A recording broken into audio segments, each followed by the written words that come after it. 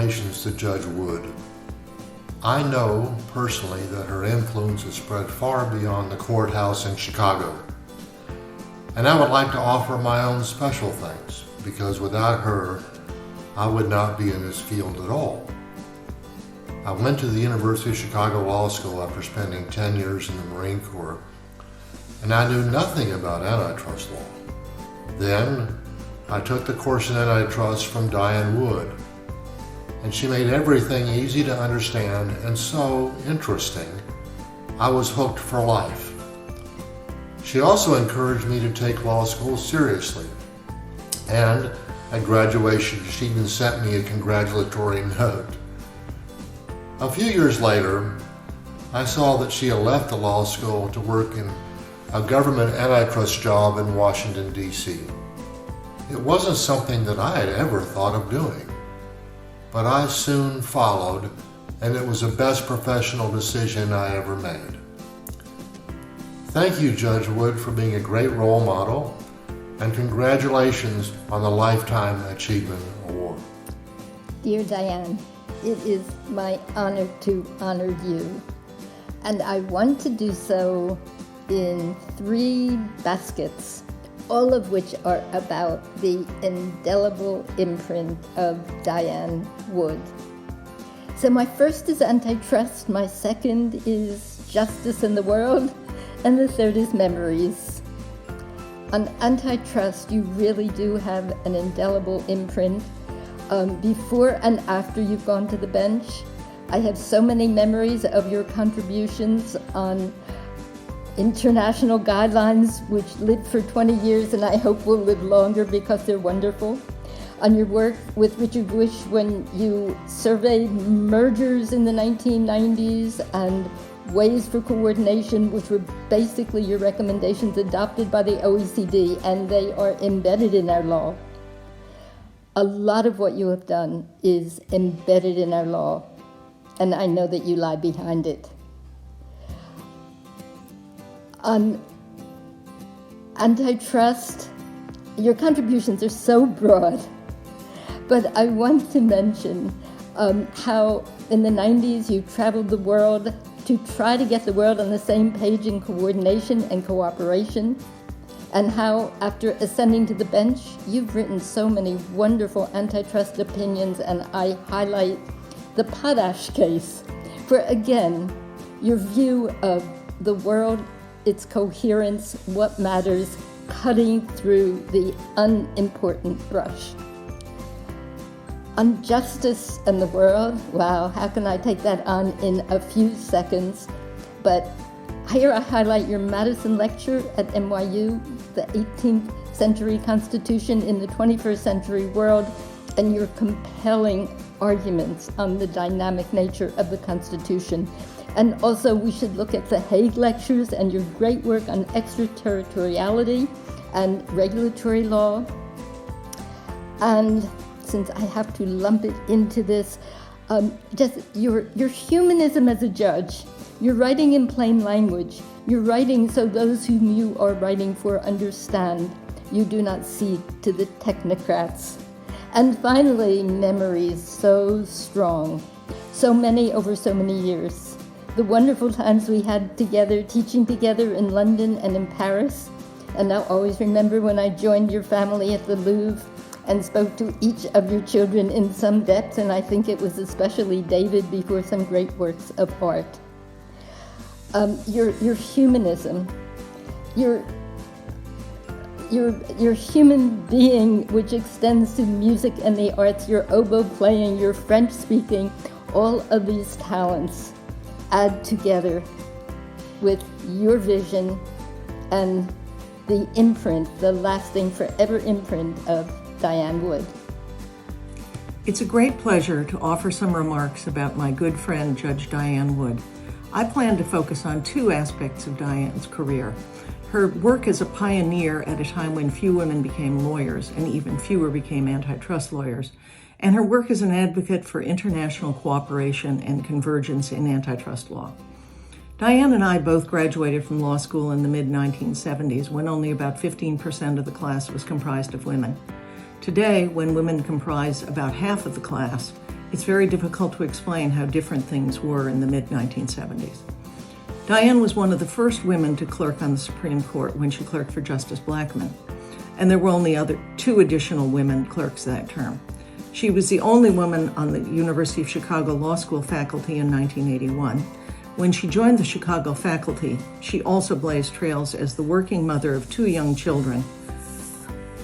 When I came to first know Diane was through her work as an international antitrust lawyer. Just as the position for women in the law has changed, so too has international antitrust.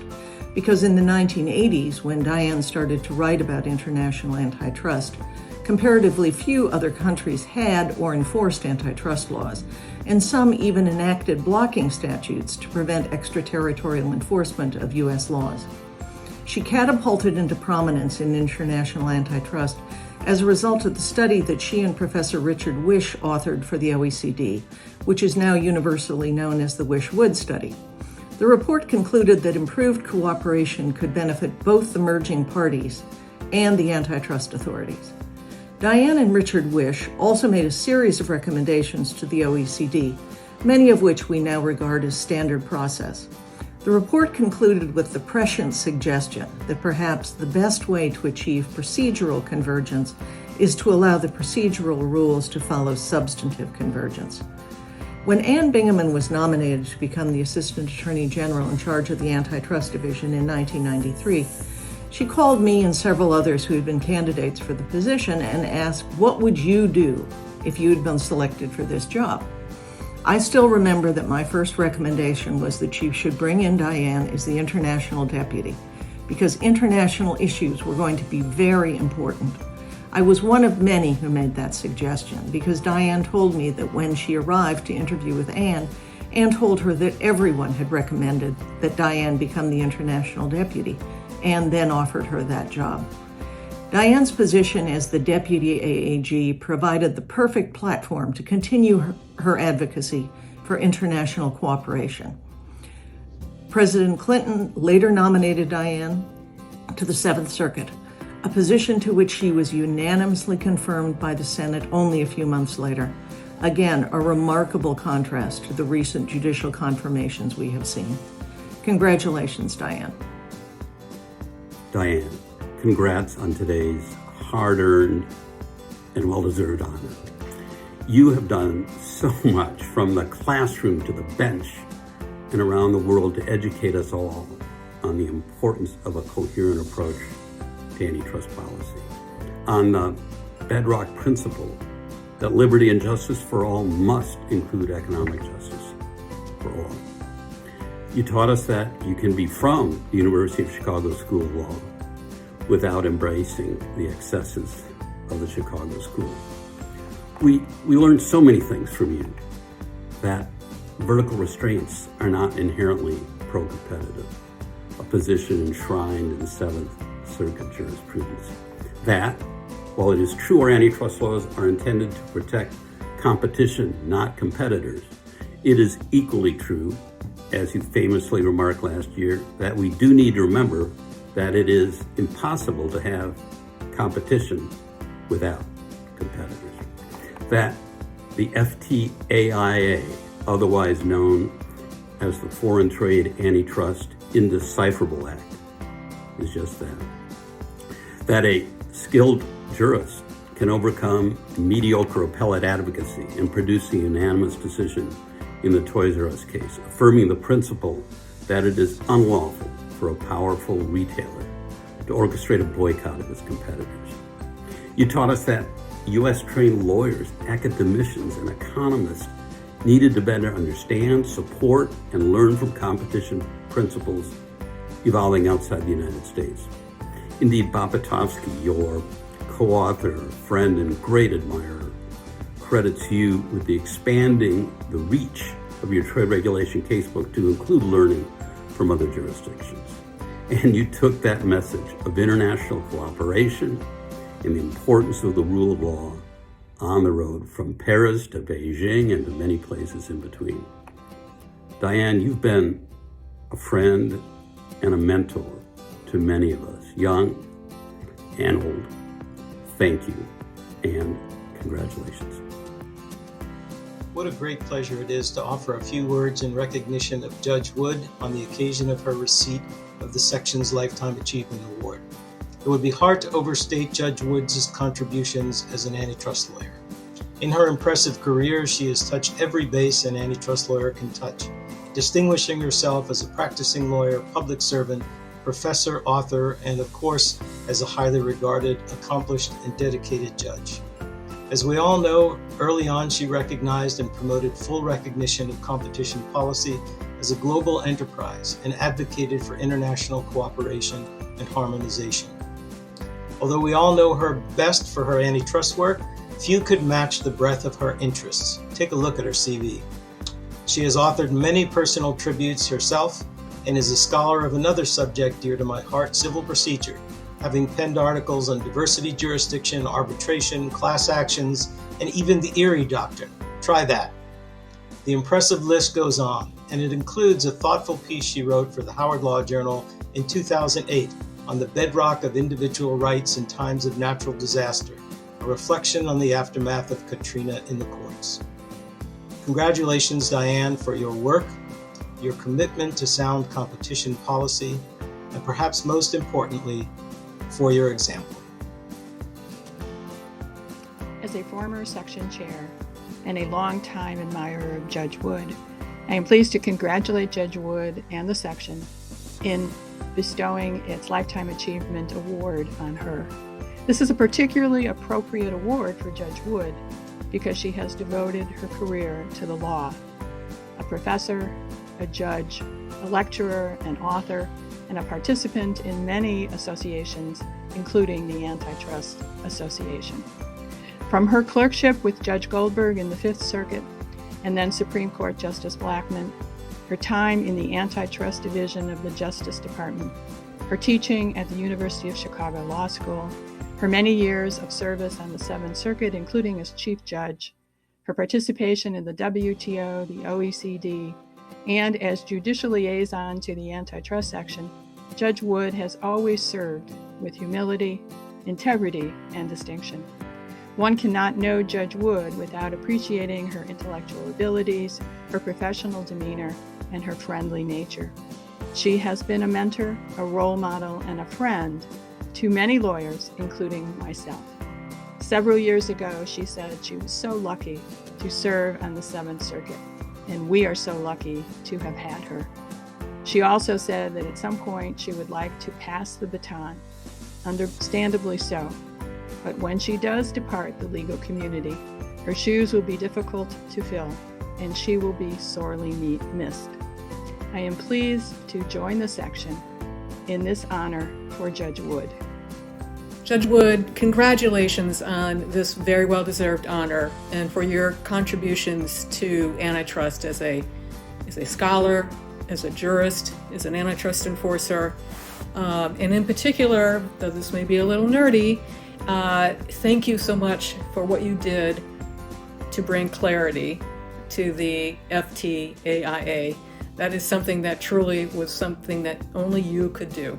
Thank you again for this, for what you contributed to antitrust, and congratulations for this very well-deserved honor. Hi, I'm Chris Hockett. It's a pleasure to add my congratulations to Judge Diane Wood on receiving the section's Lifetime Achievement Award. It has been said that the key qualities of leadership are the 3 C's: competence, commitment, and character. Most of you are acquainted with how completely Judge Wood has demonstrated these qualities in her career. She's smart and thoughtful, one of the keenest and most influential antitrust minds in a generation. She's devoted decades to public service, including as chief judge of her court. She's always looking to do the right thing and is generous with her time as a teacher, mentor, and judge. But I want to focus on one other quality. She's indefatigable. Diane belongs to that species of highly capable people who never complain about anything. They just get stuff done. Here's an example. A couple of years ago, I asked Judge Wood to do an after-dinner talk with me for a judicial training program in Chicago. When she showed up for the event, she had injured her foot and was hobbling around in a walking boot. And she casually mentioned to me that she was due to depart the first thing the next morning for a work trip to Benin in West Africa, which takes about 40 hours to get to. Obviously, in those circumstances, most people would have bowed out, but she went forward and was as charming and relaxed and insightful as ever. And of course, after she got to Benin, boot and all, she sent me a cheerful email that said only that her journey had been quite an adventure. So in addition to the 3 C's, I would say that Judge Wood's ability to meet challenges, both small and large, with such grace, good humor, and equanimity sets a wonderful example for all of us. I'm delighted to congratulate her on this well-deserved honor. Almost 30 years ago, I wrote to the White House urging it to appoint to the 7th Circuit an academic who could serve as a counterweight to balance Judges Posner and Easterbrook. Boy, did I understate that case. Judge Wood has gone on to become one of our country's most distinguished judges, a leader on the bench and on the Council of the American Law Institute and in the Academy. Yet it is particularly appropriate that the Antitrust section awards this honor to her because she has at all times kept one foot in the antitrust camp. We have seen this in her work as a teacher, as a commentator, as a scholar, including by continuing to work on her successful antitrust casebook, and of course in her role as a judge. And in that connection, I am particularly fond of her marvelous opinion in Toys R Us with its clarion call for the possibility of using direct evidence to prove market power. Judge Wood, congratulations on a well-deserved honor. Judge Wood, on behalf of the Women Connected Committee, congratulations on this remarkable Lifetime Achievement Award. Your contributions to the bench and bar and legal community in general are incomparable. Of these many accomplishments, for women, you have shown us how to find our voices, how to use our voices, and how to use them powerfully. For this and so many more reasons, we stand on your shoulders and we are forever grateful. Congratulations again. It is beyond well deserved.